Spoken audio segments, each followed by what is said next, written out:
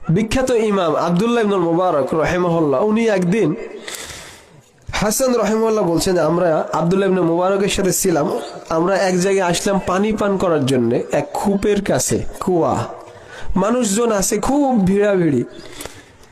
তা আব্দুল্লাহ ইবনুল মুবারক রাহিমাহুল্লাহকে তারা কেউ চিনতে পারেনি, উনি পানি পান করতে গেছেন।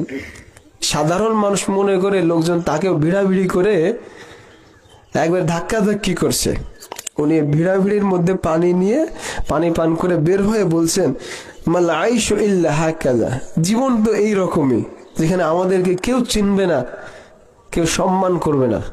সুবহানাল্লাহ, চিন্তা করুন, ইমাম আব্দুল্লাহ ইবনুল মুবারক, এটা যেন তেন ইমাম না, উনি এই কথা বলছেন। একদিন তার দার্সে কুফাতে, তার দার্সে কিতাবুল মানাসিক, হজের অধ্যায় পড়া হচ্ছিল। তো একটা হাদিস পড়া হচ্ছে, হাদিসে যে পড়ছে ও বলছে যে কল আব্দুল্লাহ ওয়া বিহি নাখুজ, এইভাবে আমাদের কাছে বর্ণনা করেছেন আব্দুল্লাহ, মানে আব্দুল্লাহ ইবনুল মুবারক, আমরা তার কাছ থেকে এভাবে গ্রহণ করেছি, মুহাদ্দিস, বিখ্যাত ইমাম। তা আব্দুল্লাহ ইবনুল মুবারক বলছেন, মান কাতাবা হাযা মিন কওলি, আমার নাম, আমার কথা এখানে কে লিখেছে?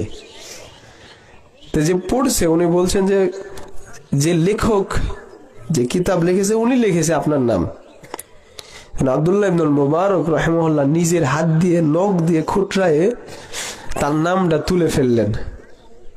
বলছেন তোমরা পড়ো, আর নিজের হাতে তার নামটা তুলে ফেললেন, দিয়ে বলছেন, ওমান আনা হাত্তা ইউকতাব কওলি, আমি কে যে আমার কথা কিতাবে লিখতে হবে?